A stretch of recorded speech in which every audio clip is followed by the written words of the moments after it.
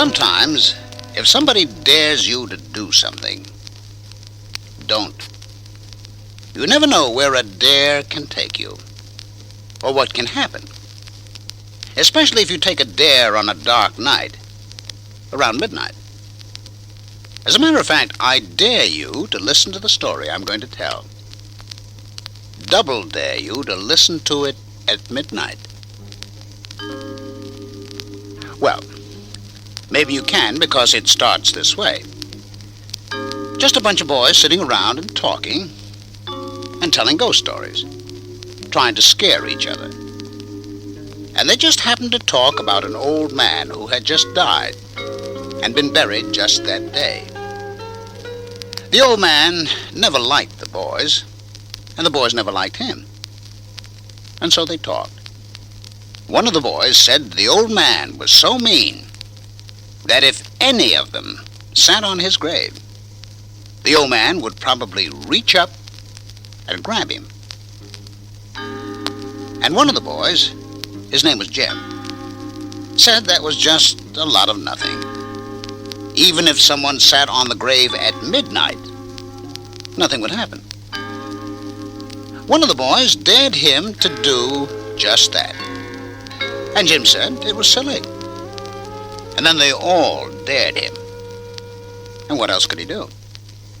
He said he didn't believe in ghosts or anything like that, so he took the dare. And to prove that he would do what they wanted him to do, he said he'd leave his jackknife sticking in the grave for proof. And that was that, until that night. At 11:30, a half hour away from midnight, Jim got out of bed, dressed, remembered to take his penknife, and carefully left his house. He didn't want to wake his parents because they wouldn't understand about going to a graveyard at midnight. And then, when he was outside, he remembered he had forgotten his flashlight. But it didn't matter. It was a bright, moonlit night. Just the sort of night to visit a grave, if he didn't want to be frightened.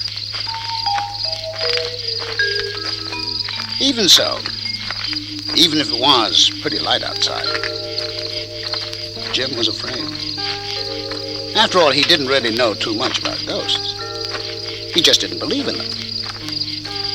But maybe that wasn't enough. Maybe there were ghosts. And he began to wish he hadn't taken the dare. But a dare was a dare. And he came to the graveyard. He opened the iron gate of the graveyard.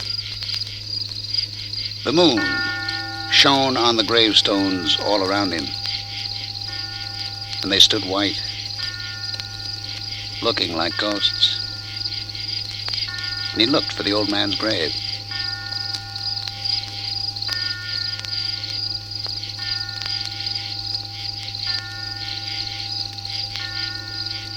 And just at midnight, he found it. He opened his jackknife, knelt down, and plunged it into the old man's grave.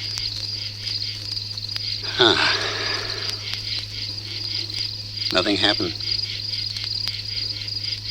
It was after midnight. He'd gone through with the dare, and he started to get up. But he couldn't. He couldn't move. Something was keeping him there on the grave. The old man? He didn't know. All he knew was that he couldn't move.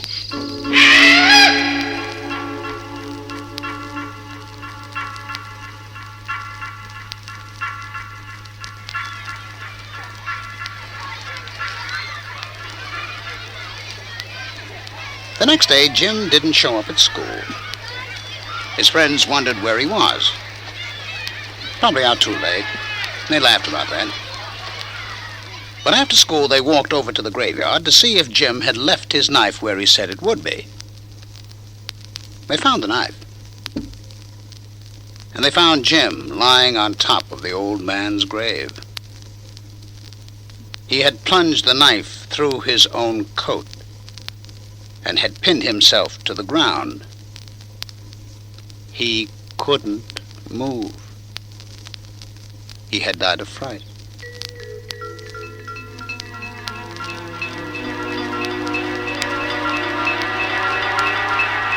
Now, that's not very scary, is it? Or is it?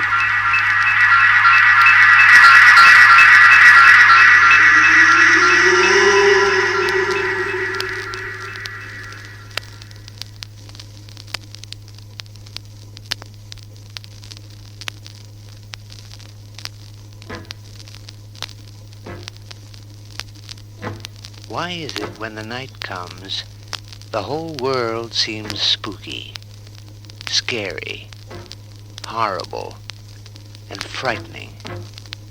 Is it because it's dark? Or is it because there's something out there, in the dark? Who knows? I don't. Do you know that sound?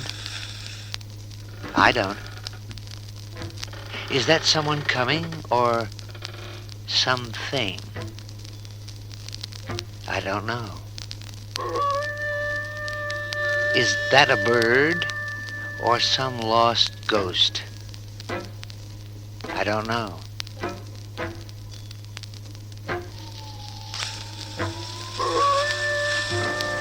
What are all those sounds, all those things, all those sounds that live in the dark?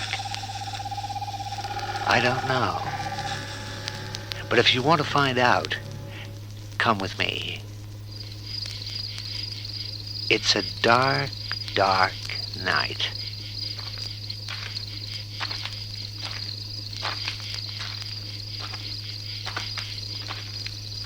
And we're walking down a dark, dark road.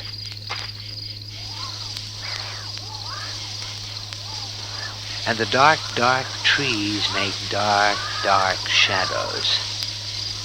And the shadows look as though they're living. Living? No, they look like, I don't know. But are they trees? Trees don't sound like that, do they?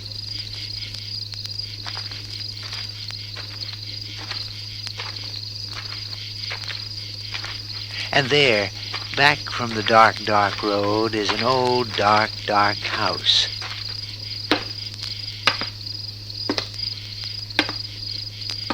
And the house has a dark, dark door.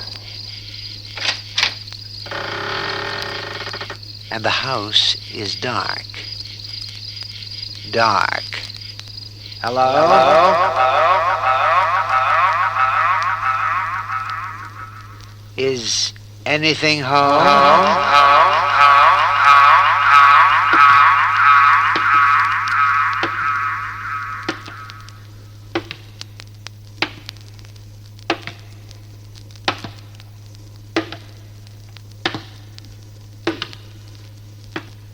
The halls are dark, dark.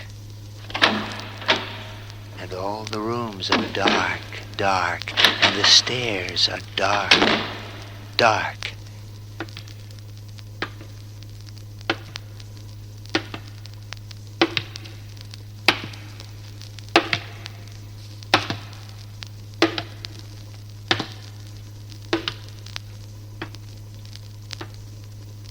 And there, in the corner, a dark, dark corner, is a dark, dark chest. And when I open it, out jumps a dark, dark ghost.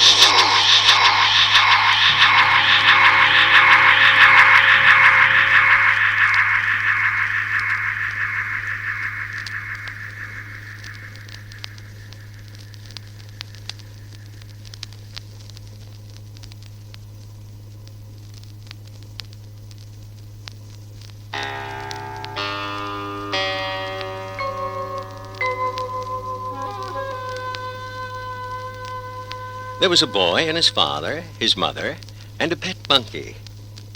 That's not much for a ghost story, is it? But wait.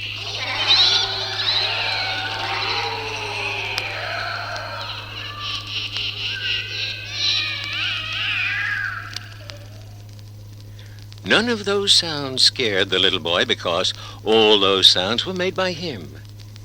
He'd run errands for people, and he would be out late at night. Everybody always told him about ghosts, but he didn't believe a word. So he made those sounds because he thought it would be funny if somebody heard him and was scared. Some nights, when he'd get home a little late, his father would say, "I don't want you running around at night. I want you home on time. Aren't you afraid?" And the little boy would say, "Afraid?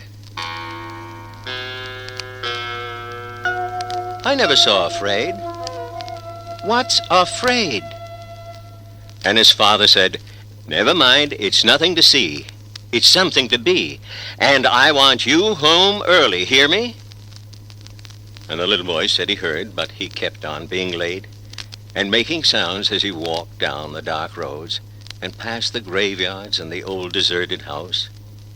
He never ever saw a Fraid, but he heard.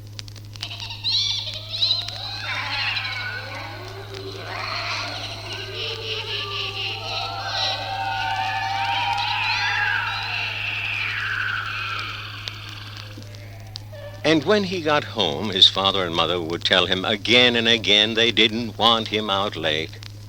The little boy said he'd try, and then he'd sit down and talk to the pet monkey and ask him why his parents were so upset. There was nothing, absolutely nothing in the dark that could hurt him. And the monkey seemed to agree. One night, the little boy's mother and father decided something had to be done. They could talk and talk, but the little boy would always be coming home late until they did something about it. The father thought and came up with an idea. You might say the father had to do what he was going to do because it was getting later and later, and the little boy hadn't come home yet. He took a sheet and put it over his head and went out of the house and down the road to wait for the boy.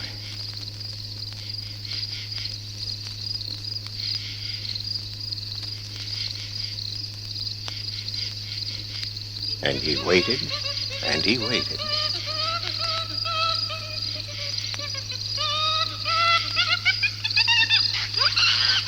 And the monkey kept running from the man to the house to the man, watching him all dressed up in the sheet.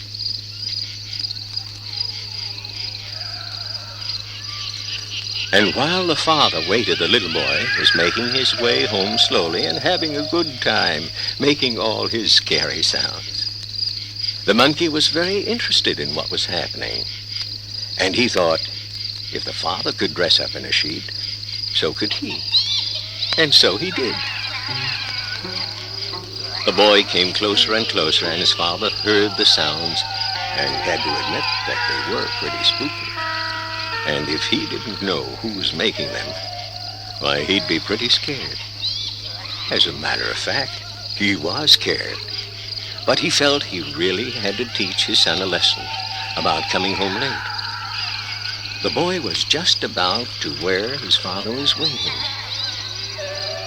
When the boy looked around, he could see something all dressed in white coming at him from the bushes. The boy said, "That must be a Fraid."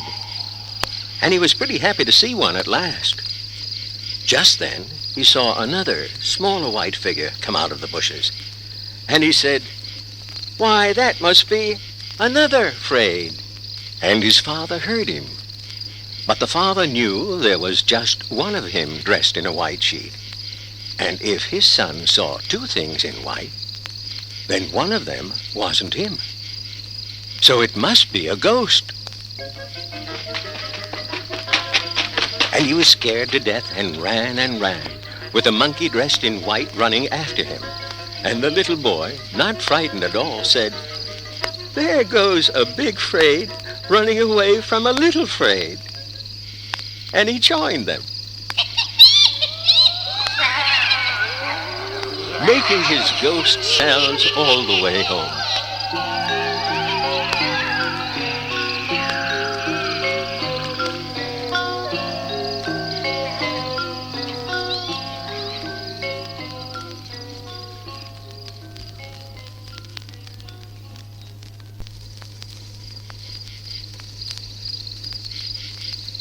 There was a very big, very old, very falling apart house.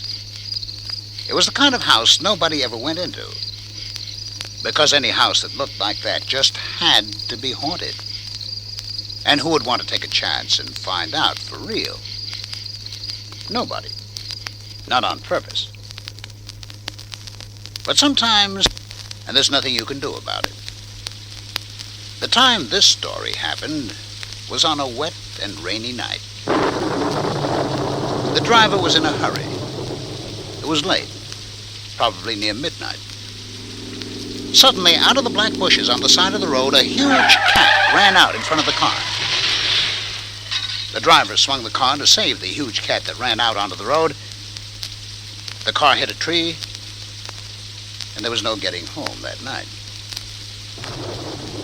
The man got out of the car, and in the dark, dark night, he could see the eyes of the huge cat staring at him.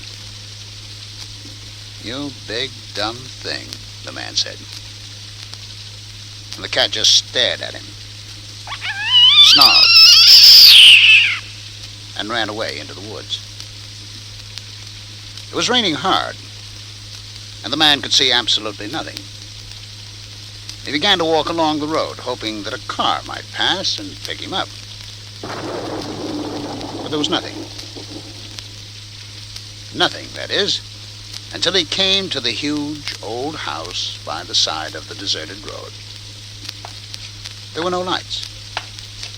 Everyone must be asleep, he thought. But on a night like this, he was certain that they'd let him in. So he walked closer to the house. Closer. He was able to see that the windows were broken. Shutters were hanging, and the steps leading to the front door were falling apart. Well, at least it has a roof. Maybe I can build myself a fire and dry off. He went in. The house was dark and seemed very empty.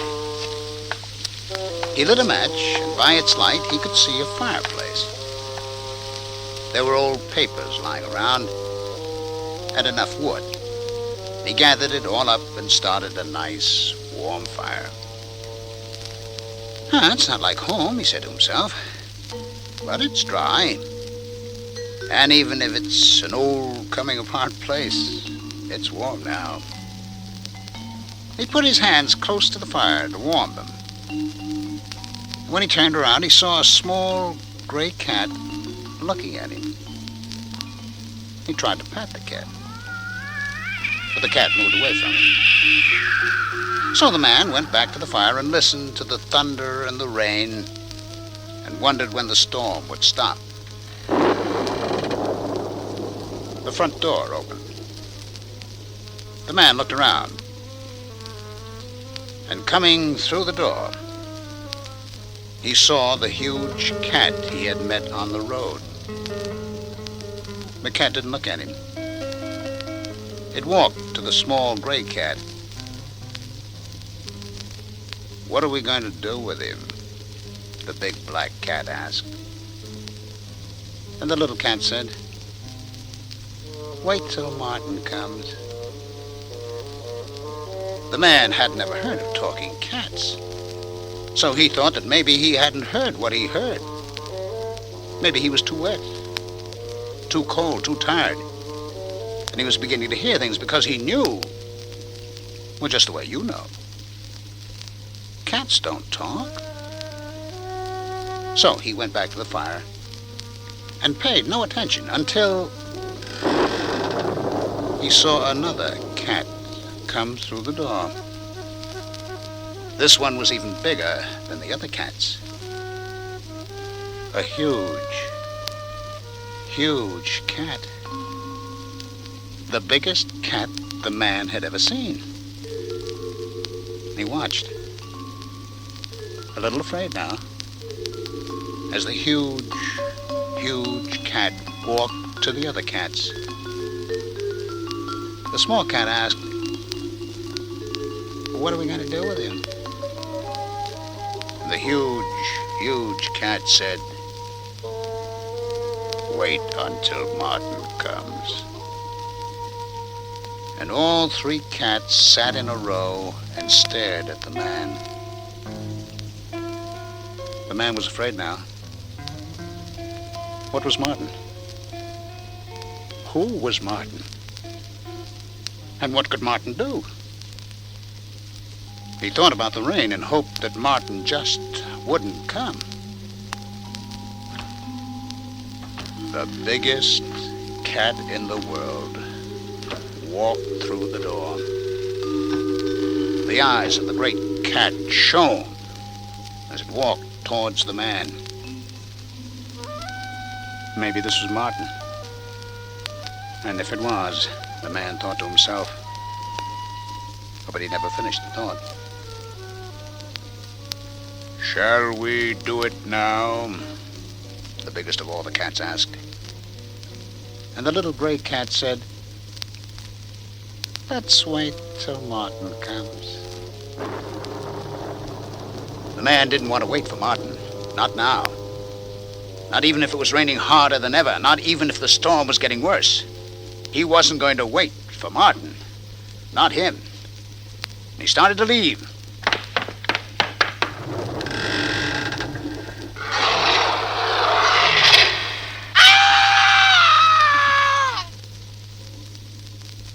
And Martin came through the door.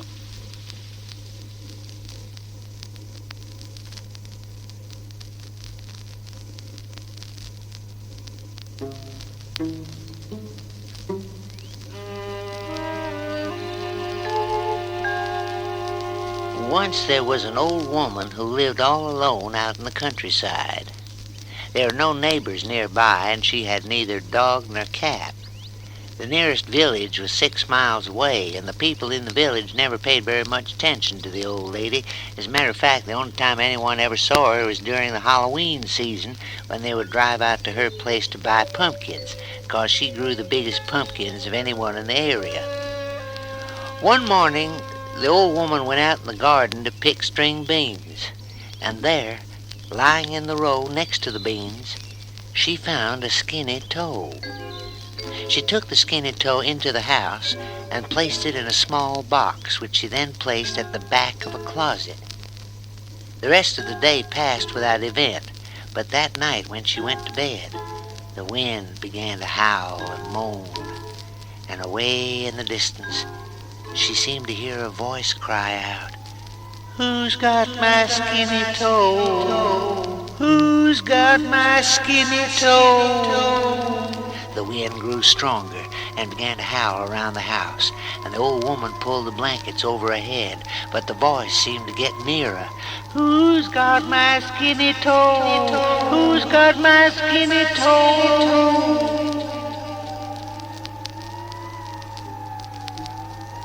The wind now became a gale, and then, as suddenly as it had begun, it stopped. For a moment, all was quiet. And then the voice came again. "Who's got my skinny toe?" The old woman curled up in her bed and hugged the blankets about her. And then she heard the stairs begin to creak as though something or someone was walking up them. The door to the bedroom slowly opened with a creak that sent shudders racing through her. Something seemed to slip through the door and began to creep over the floor. Suddenly, a voice right next to the bed cried out, "Who's got my skinny toe? Who's got my skinny toe?" "You've got it!"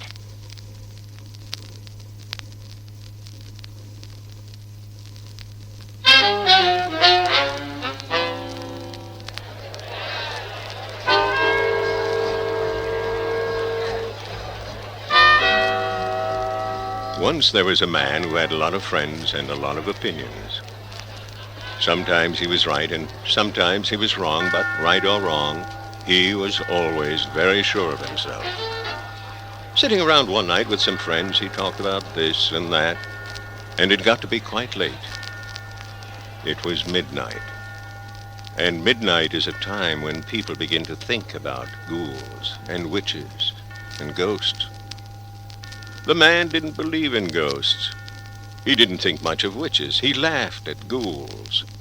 He wasn't afraid of anything, especially anything that didn't exist. All right, his friend said, if you know so much, why not prove it? All right, the man said, I'll prove it. Just tell me how. Well, one of the man's friends said, I happen to know about a haunted house. And if you've got the nerve, how about sleeping there for just one night? The man didn't even have to think about it. I will, he said. I will, and I'll prove to you that all this business about ghosts just isn't so. There was no sense in waiting. They decided that night was just the night. When it comes to ghosts, any dark, windy night will do. Any dark, windy, rainy, thundery night will do very well.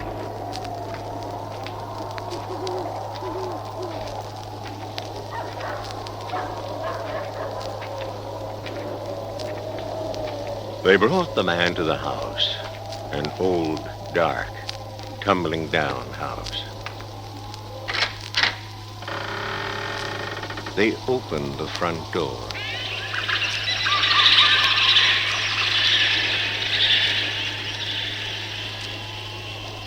And they said, sleep well. Oh, he told them, I'll sleep very well, and I'll see you in the morning. We hope so, they told him, but they left him a pistol, just in case. The man took it with a smile. Guns are no good against ghosts, he said.